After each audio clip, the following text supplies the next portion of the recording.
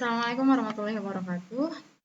Baiklah, anak-anak semua, ketemu lagi dengan Ibu ya dalam pembelajaran Bimbel Ekonomi Akuntansi. Hari ini kita akan belajar materi tentang manajemen dan badan usaha.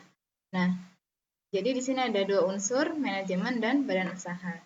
Yang pertama, silakan diperhatikan bahwasanya manajemen dan unsur manajemen itu terdiri dari beberapa macam, yaitu ada unsur manusia, keuangan, cara kerja atau operasional, material, mesin atau alat produksi, dan pemasaran. Bahkan ada unsur-unsur lainnya, tapi yang utama adalah beberapa unsur yang ada di slide ini. Kemudian terkait dengan tingkatan manajemen itu ada 3, bisa kalian lihat piramidanya ya. Dari yang paling atas itu adalah top management, kemudian bagian tengah itu ada namanya middle management, dan yang terakhir adalah lower management. Nah, di antara 3 bagian ini mempunyai tugas dan tanggung jawab masing-masing sesuai dengan tingkatan dari manajemennya. Untuk top manajemen itu biasanya ditempati oleh para petinggi ya atau atasan, misal direkturnya atau bahkan pihak manajer dan lain sebagainya. Kemudian untuk middle ini adalah kepala-kepala bidang ya, kepala-kepala bidang atau kepala-kepala divisi yang ada di organisasi tersebut atau yang ada di perusahaan atau lembaga tersebut. Kemudian lower management itu ditempati oleh para karyawan-karyawan ya. Dan mereka mempunyai tupoksi masing-masing.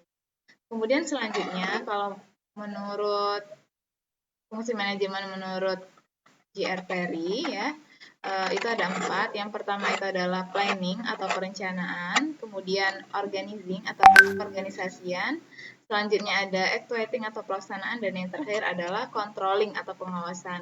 Nah, di planning ini kita membuat berbagai rencana ya yang akan kita jalankan di suatu organisasi tersebut.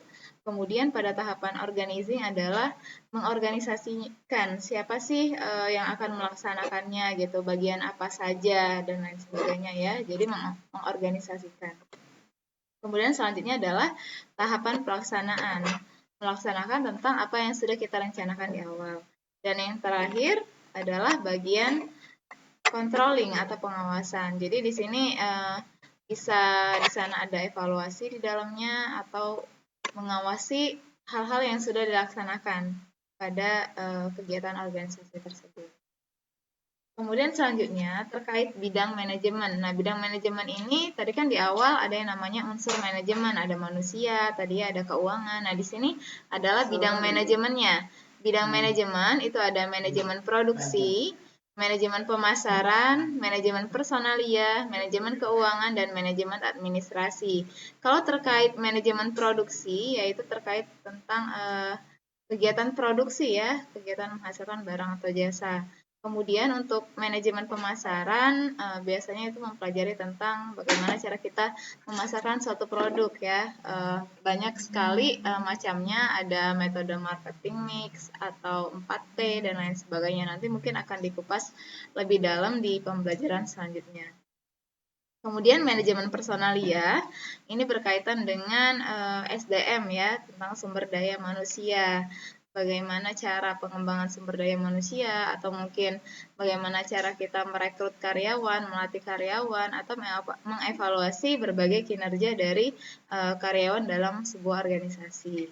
Kemudian manajemen keuangan ya tentu tidak jauh berkaitan dengan pembukuan ya atau pencatatan transaksi keuangan di sana, baik laporan keuangan atau laporan harian dan lain sebagainya. Kemudian manajemen administrasi berkaitan dengan administrasi data atau pengarsipan data-data, surat menyurat, dan lain sebagainya. Pokoknya yang berkaitan dengan kegiatan administrasi.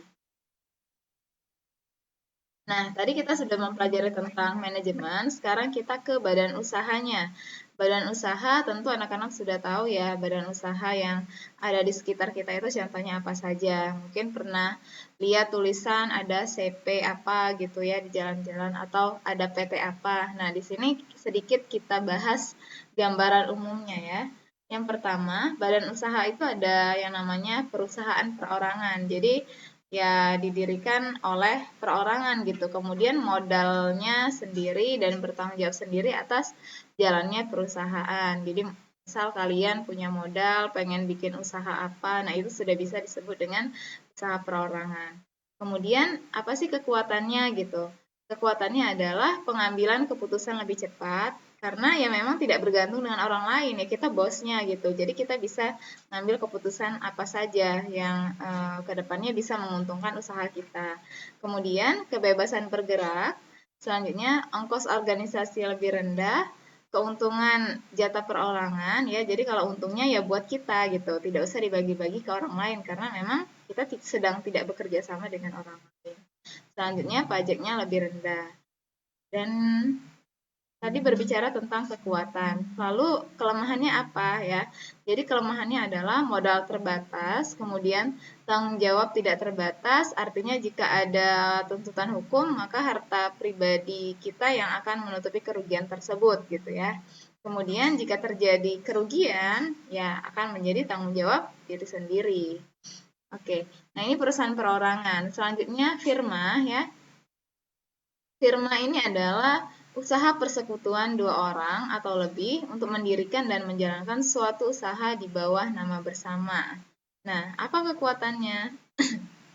Pengelolaan perusahaan dapat dibagi, modal lebih mudah didapat, kemudian resiko usaha dipikul bersama, keputusan diambil lebih baik karena pertimbangan bersama ya, karena ini kan dua orang atau lebih ya yang menjalankan perusahaannya. Jadi ya mau nggak mau kita harus tetap ada diskusi di dalamnya mau mengambil keputusan apa ke depan.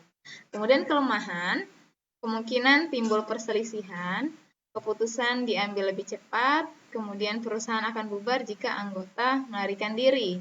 Nah, ya tentu ketika awal kita mendirikan firma ini harus ada kesamaan visi ya ke depannya supaya ya mengurangi atau meminimalisir yang namanya perselisihan tadi. Baik tentang pembagian untung atau pembagian tupoksi kerja dan lain sebagainya. Selanjutnya persekutuan komanditer atau CV lebih kurang sama seperti firma tadi, cuman ada sedikit yang membedakannya. Nah, cirinya adalah persekutuan dua orang atau lebih untuk mendirikan perusahaan. Sekutu terdiri dari sekutu aktif atau sekutu yang berhak menjalankan perusahaan dan sekutu pasif atau sekutu yang menyertakan modal tetapi tidak menjalankan usaha. Jadi ada dua macam kepemilikan di sini ya. Ada yang secara aktif menjalankan perusahaannya, dia udah nanam modal, kemudian dia juga menjalankan operasional perusahaannya. Kemudian ada juga yang pasif gitu, dia cuman saya punya modal nih, saya mau gabung di usaha kalian. Nah itu juga bisa. Tentu nanti pembagian keuntungannya pun berbeda ya sesuai dengan porsinya seperti itu. Kemudian kekuatannya, pengelolaan perusahaan dapat dibagi, kemudian modal lebih mudah didapat, resiko usaha dipikul bersama, keputusan diambil lebih. Kelemahannya, kemungkinan timbul perselisihan dan keputusan diambil kurang cepat gitu ya. Ya, sama kurang lebih seperti firma tadi. Kemudian perseroan terbatas. Nah, ini merupakan langkah yang perusahaan yang lebih besar dibandingkan CV tadi ya. Cirinya, persekutuan yang memperoleh modal dengan mengeluarkan sero atau saham, di mana tiap orang dapat memiliki satu atau lebih saham serta bertanggung jawab sebesar modal yang diserahkan. Jadi kepemilikannya itu dalam bentuk saham, siapapun bisa menanamkan saham di sana. Kekuatannya, modal mudah didapat dan tanggung jawab terbatas. Selanjutnya kelemahan, biaya pendirian PT lebih besar. Nah, nanti ini kalau terkait pendirian cukup banyak syaratnya ya, baik CP ataupun PT. Nanti akan kita ulas di pertemuan selanjutnya. Selanjutnya, yang terakhir ya, jenis badan usaha dan kepemilikan modal. Di sini ada 3, ada BUMN, BUMS, dan badan usaha campuran. BUMN tentu badan usaha yang modalnya dari kekayaan negara atau dari pemerintah. Kalau BUMS, badan usaha yang modalnya dimiliki oleh swasta ya, tidak ada campur tangan lainnya. Kemudian badan usaha campuran, badan usaha yang modalnya sebagian milik pemerintah dan sebagian milik swasta. Jadi di sini ada dua organisasi yang menanamkan modal di sini. Contohnya bisa PT Indosat, PT Telkom, atau PT lainnya. Nanti bisa kita searching ya. Cukup materi dari Ibu akhiri. Wassalamualaikum warahmatullahi wabarakatuh.